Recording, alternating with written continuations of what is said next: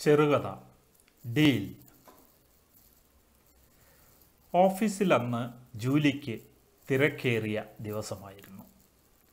ഉച്ചഭക്ഷണത്തിന് പോലും അവൾക്കന്ന് സീറ്റിൽ നിന്ന് ഒന്ന് എഴുന്നേൽക്കാൻ പോലും പറ്റിയില്ല. എപ്പോഴോ ലിസി കൊണ്ടുവന്ന ഒരു ബ്രെഡ് സാൻഡ്വിച്ചാണ് ആകെ കൂടി അവൾ അന്ന് അത്ര നേരമായി കഴിച്ചിരുന്നത്. വിശപ്പും ക്ഷീണവും കൊണ്ട് താനിപ്പോൾ തലകറങ്ങി വീണേക്കുമെന്ന് വരെ തോന്നി അവൾക്ക്. എങ്ങനെയെങ്കിലും അന്നത്തെ ദിവസം ഒന്ന് കഴിഞ്ഞാൽ മതിയെന്ന അവസ്ഥയിലായിരുന്നു അവൾ. ഒരു യൂറോപ്യൻ IT കമ്പനിയുടെ ഡൽഹി ഓഫീസിൽ ഹ്യൂമൻ റിസോഴ്സ് മാനേജറാണ് ജൂലി. കഴിഞ്ഞ 3 വർഷമായി ജൂലി അവിടെ ജോലി നോക്കുന്നു. പക്ഷേ ഇത്തരമൊരു അനുഭവം അവൾക്ക് ആദ്യമായിരുന്നു. കമ്പനി തലേന്ന് പ്രഖ്യാപിച്ച ലേ ഓഫ് അവൾക്ക് മാത്രമല്ല എല്ലാവർക്കും ഒരു ഷോക്ക് തന്നെ. 300-ലേറെ പേർക്കാണ് പിരിച്ചുവിടൽ നോട്ടീസ് കൊടുത്തിരിക്കുന്നത്. HR മാനേജർ എന്ന നിലയ്ക്ക് എല്ലാവരുടെയും ടെർമിനേഷൻ നടപടിക്രമങ്ങൾ പൂർത്തിയാക്കേണ്ട ചുമതല ജൂലിക്കായിരുന്നു. അവൾ ഏറ്റവും വെറുക്കുന്ന ജോലിയും ഈ ടെർമിനേഷൻ കൈകാര്യം ചെയ്യുന്ന പണി തന്നെ. പിരിച്ചുവിട്ടവരെ പറഞ്ഞയക്കൽ ഏറെ ദുഷ്കരമായുള്ള പണി തന്നെയാണ്. ഓരോരുത്തരെയും പ്രത്യേകം വിളിച്ച് കമ്പനിയുടെ തീരുമാനം വിശദീകരിക്കണം. എല്ലാ ഡോക്യുമെൻറ്റുകളും ഫോറങ്ങളും ഒക്കെ ഒപ്പിടുവിച്ചു വാങ്ങണം. അവർക്ക് കിട്ടാൻ അർഹതയുള്ള കോമ്പൻസേഷനെക്കുറിച്ച് അവർക്ക് പറഞ്ഞു കൊടുക്കണം. അവരുടെ ചോദ്യങ്ങൾക്കൊക്കെ ക്ഷമയോടെ വിശദമായ മറുപടി കൊടുക്കണം. എല്ലാറ്റിനുമുപരി അവരുടെ പരാതികളും പരിഭവങ്ങളും ശ്രദ്ധയോടെ കേൾക്കണം. പലർക്കും കരച്ചിലടക്കാൻ പറ്റില്ല. പലപ്പോഴും അവർക്ക് തേങ്ങാനുള്ള ചുമലും ജൂലി തന്നെ.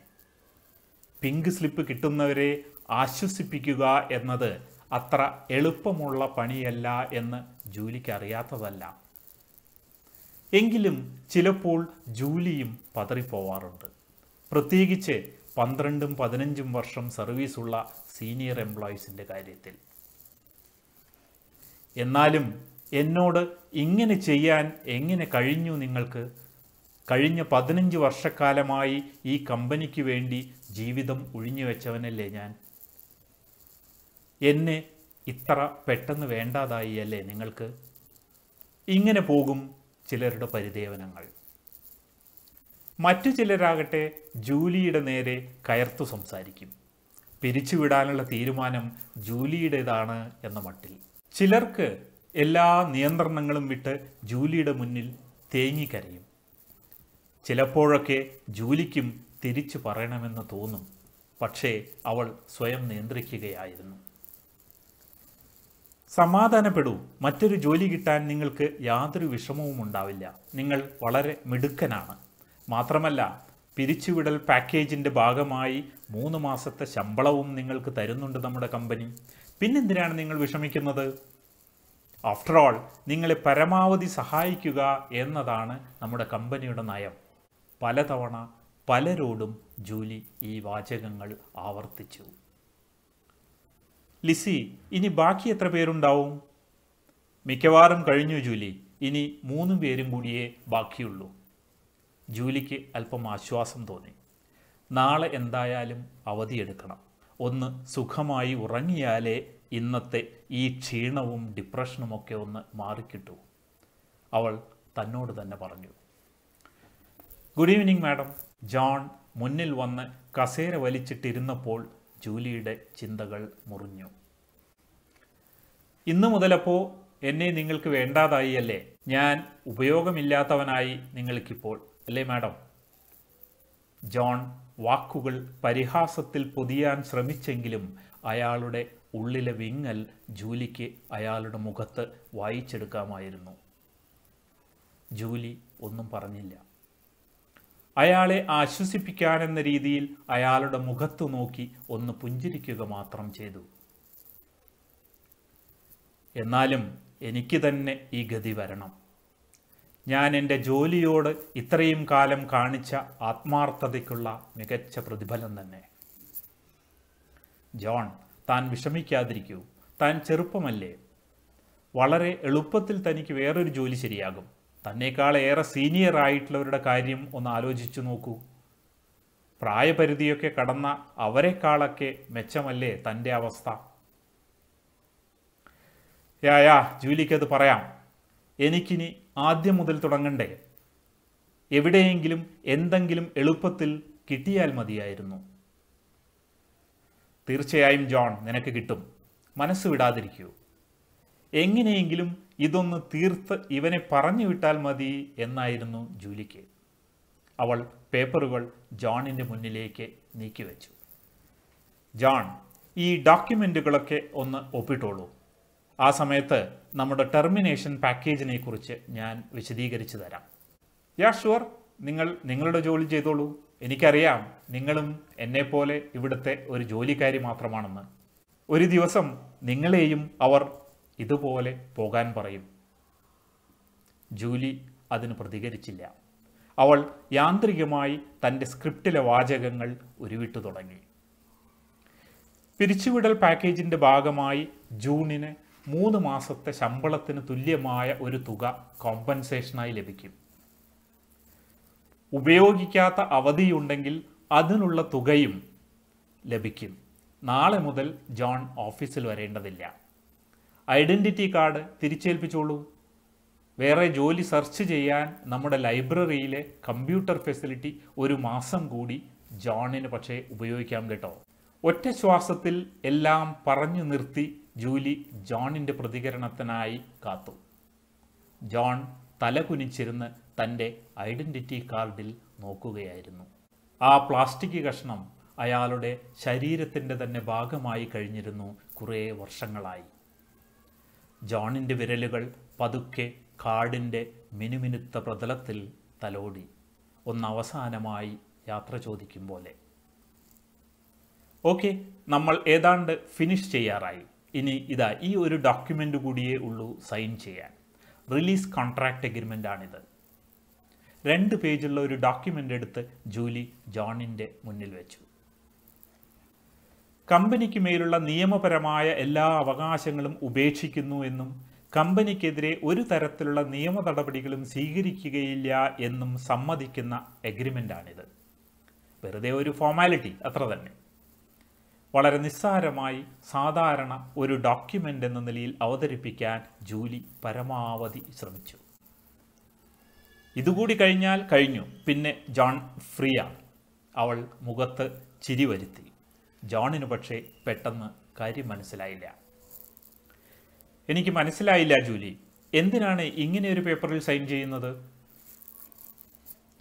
ഞാൻ പറഞ്ഞില്ലേ ജോൺ, ഇത് വെറും ഒരു ഫോർമാലിറ്റി മാത്രമാണെന്ന്. തന്നെ പിരിച്ചുവിട്ടതിന് താൻ കമ്പനിക്കെതിരെ നിയമ നടപടികളൊന്നും സ്വീകരിക്കുകയില്ല എന്ന ഒരു ഉറപ്പ്, അത്രയേ ഉള്ളൂ. അതും ചുമ്മാതല്ല കേട്ടോ. ഈ ഡോക്യുമെൻ്റ് സൈൻ ചെയ്താൽ കമ്പനി റെഗുലർ കോമ്പൻസേഷന് പുറമെ ഒരു 15,000 രൂപ കൂടി അഡീഷണൽ ഇൻസെൻറ്റീവായി ജോണിന് നൽകും. എന്നുവെച്ചാൽ ഞാൻ കമ്പനിയെ സ്യൂ ചെയ്യില്ലെന്ന് ഈ ഡോക്യുമെൻറ്റിൽ ഒപ്പിട്ട് തന്നാൽ എനിക്ക് ഒരു 15,000 കൂടി അധികം കിട്ടുമെന്ന് അല്ലേ? കറക്റ്റ്. മുഖത്ത് ഭാവഭേദമൊന്നും വരുത്താതെ ജൂലി തലയാട്ടി. ജോൺ കുറച്ചു നേരം ഒന്നും മിണ്ടാതെ ആലോചിച്ചിരുന്നു. അയാളുടെ കണ്ണുകൾ ജൂലിയുടെ മുഖത്തും അവൾക്കു പിന്നിൽ ചുമരിൽ തൂങ്ങുന്ന ചിത്രങ്ങളിലുമൊക്കെയായി വെറുതെ പരതി നടന്നു. എന്താ ജോൺ ഇത്ര ആലോചിക്കുന്നത്? ജൂലി അക്ഷമയായി. എല്ലാവരും സൈൻ ചെയ്തു തന്നു, എന്തിനാ വെറുതെ 15,000 കിട്ടുന്നത് വേണ്ടെന്ന് വെക്കുന്നത്? ജോൺ എന്തായാലും ഇപ്പോൾ കേസിനും കൂട്ടത്തിനും ഒന്നും പോകാൻ പോകുന്നില്ലല്ലോ. ജോൺ ജൂലിയുടെ മുഖത്തേക്ക് നോക്കി കുറച്ചു നേരം മിണ്ടാതെ ഇരുന്നു. പിന്നെ പതുക്കെ പതിഞ്ഞ സ്വരത്തിൽ പിറുപിറുത്തു. ജൂലി, ഞാനിപ്പോൾ ഇതിൽ ഒപ്പിടുന്നില്ല. എനിക്ക് ഒന്നുകൂടി ആലോചിക്കണം. ഇതിലിത്ര ആലോചിക്കാൻ എന്തിരിക്കുന്നു? ഇപ്പോൾ ഒപ്പിട്ടാൽ ആ പണി കഴിഞ്ഞു. എന്തായാലും തൻ്റെ ഇഷ്ടം. ഒപ്പിട്ട് നാളെ കൊണ്ടുവന്ന് തന്നാലും മതി. പ്രത്യേകിച്ച് ഒന്നും സംഭവിക്കാത്ത മട്ടിൽ ജൂലി മുഖത്ത് പ്രസന്നത വരുത്തി. ജോൺ പതുക്കെ എഴുന്നേറ്റ് മുറിക്ക് പുറത്തേക്ക് നടന്നു. ജോണിന് പിന്നിൽ വാതിലുകൾ അടഞ്ഞപ്പോൾ ജൂലി തൻ്റെ ലിസ്റ്റിൽ ജോണിൻ്റെ പേരിനു നേരെ ചുവന്ന മഷി കൊണ്ട് വരച്ചു. എല്ലാവരുടെയും കഴിഞ്ഞു, ഇനി പോവുകയല്ലേ? ലിസി വാതിൽ തുറന്നു വന്നപ്പോഴാണ് ജൂലി തൻ്റെ വാച്ചിൽ നോക്കിയത്. ദൈവമേ, മണി 9 കഴിഞ്ഞല്ലോ, ഇനി എപ്പോഴാവുന്ന വീട്ടിലെത്തി കിടക്കയിലേക്ക് വീഴാനാവുക? അവൾ തന്നോട് തന്നെ ചോദിച്ചു. ലിസി, തൻ്റെ ലിസ്റ്റിലെ എല്ലാവരും റിലീസ് കോൺട്രാക്ട് ഒപ്പിട്ട് തിരിച്ചു തന്നോ? ഉവ്വ്, എല്ലാവരും ഒപ്പിട്ടു, ലിസി പറഞ്ഞു. എൻ്റെ കക്ഷികളിൽ ഒരെണ്ണം ഒപ്പിടാൻ ബാക്കിയുണ്ട്, ആ ജോൺ. അവനെന്താ പ്രശ്നം? അവനെന്താ കമ്പനിയെ സൂ ചെയ്യാൻ പോകുന്നോ? ലിസി അല്പം ഉറക്കെ തന്നെ ചിരിച്ചു. അറിയില്ല, അവനൊന്ന് ആലോചിക്കണം എന്ന് പറഞ്ഞു. അതൊരു പൊല്ലാപ്പായല്ലോ. നീ ഒരു കാര്യം ചെയ്യേ, നീ നമ്മുടെ ഗുപ്ത സാറിനോട് ഒന്ന് ഡിസ്കസ് ചെയ്ത് നോക്ക്.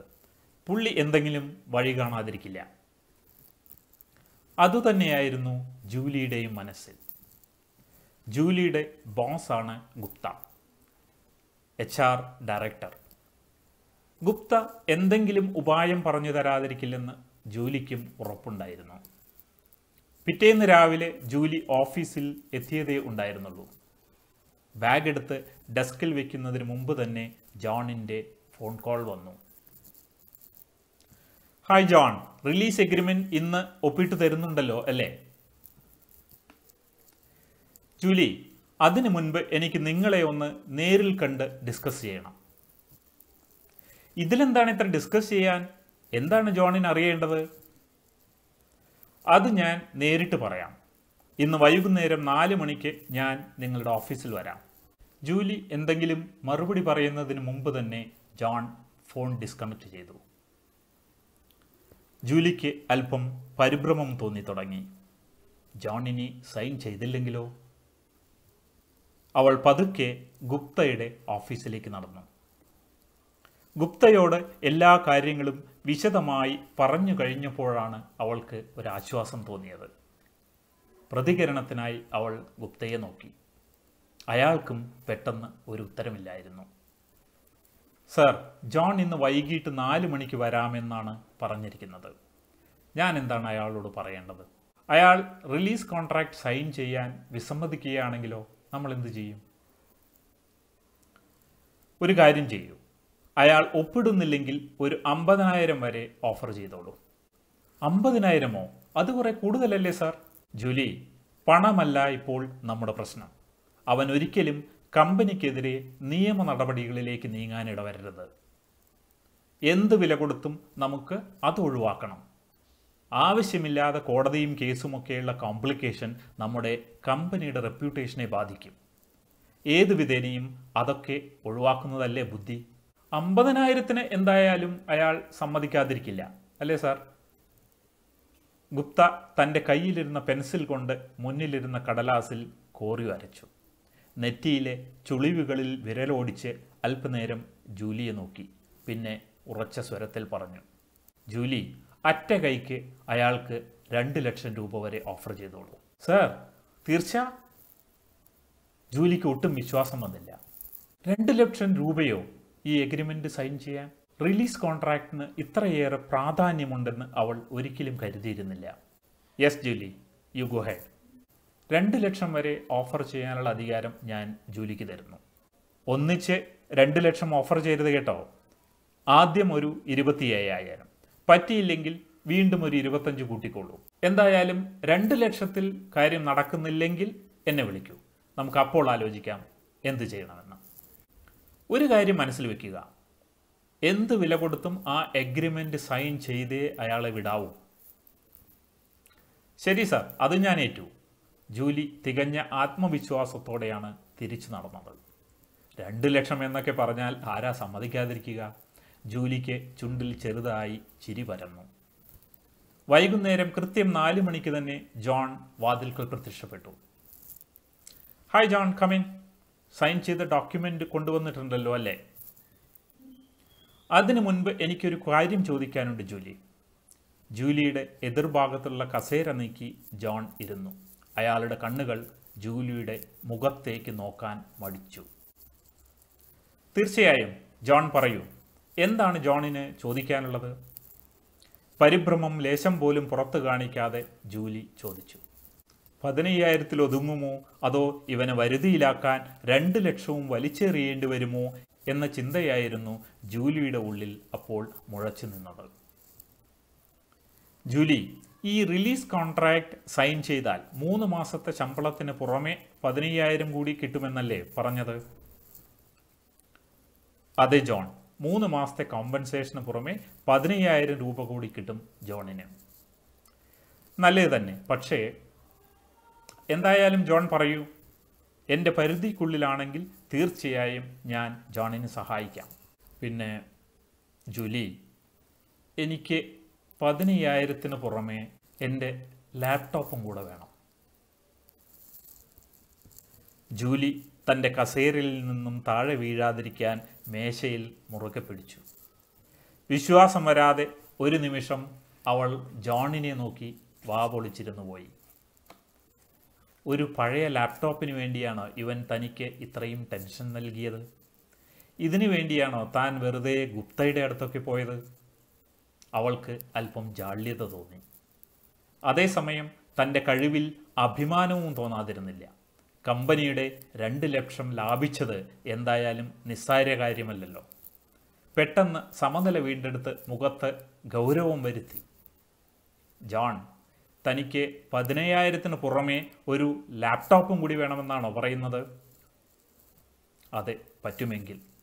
ജോൺ എന്തോ അരുതാത്തത് ചെയ്തതുപോലെ ജൂലിയുടെ മുഖത്തേക്ക് നോക്കി. എനിക്ക് ഉറപ്പ് പറയാൻ പറ്റില്ല ജോൺ, പക്ഷേ തീർച്ചയായും ഞാൻ എൻ്റെ പരമാവധി ജോണിനെ സഹായിക്കാമെന്ന് ഉറപ്പ് നൽകുന്നു. തീർച്ചയായും ഞാൻ ഗുപ്ത സാറിനോട് സംസാരിക്കാം. ഞാൻ പറഞ്ഞാൽ സാർ കേൾക്കാതിരിക്കില്ല. ഒരു സ്പെഷ്യൽ കേസ് എന്ന നിലയിൽ ജോണിന് മാത്രം ഒരു എക്സെപ്ഷൻ ചോദിച്ചു വാങ്ങാം. അദ്ദേഹം സമ്മതിക്കാതിരിക്കില്ല. ജോണിൻ്റെ കണ്ണിൽ സന്തോഷത്തിൻ്റെ തിളക്കം ജൂലിക്ക് കാണാമായിരുന്നു. Thank you Julie. പക്ഷേ സാറിനോട് കാര്യം അവതരിപ്പിക്കണമെങ്കിൽ ആദ്യം എനിക്ക് ജോണിൻ്റെ സൈൻ ചെയ്ത റിലീസ് കോൺട്രാക്റ്റ് ഡോക്യുമെൻ്റ് വേണം. അതുകൊണ്ട് ഇപ്പോൾ സൈൻ ചെയ്ത് പേപ്പർ തരൂ. എന്നിട്ട് നാളെ ഉച്ച കഴിഞ്ഞ് എന്നെ വിളിക്കൂ. ജോണിന് വേണ്ടി സന്തോഷ വാർത്ത തീർച്ചയായും എൻ്റെ കയ്യിൽ ഇല്ലാതിരിക്കില്ല. Sure Julie. റിലീസ് കോൺട്രാക്ട് പേപ്പറിൽ ഒപ്പിടാനായി ജോൺ തൻ്റെ പേന ചലിപ്പിക്കാൻ തുടങ്ങുമ്പോൾ ജൂലിയുടെ ചുണ്ടിൻ്റെ കോണിൽ ഒരു കുസൃതിച്ചിരി വിടർന്നു വരുന്നത് അയാൾക്ക് കാണാൻ കഴിയുമായിരുന്നില്ല.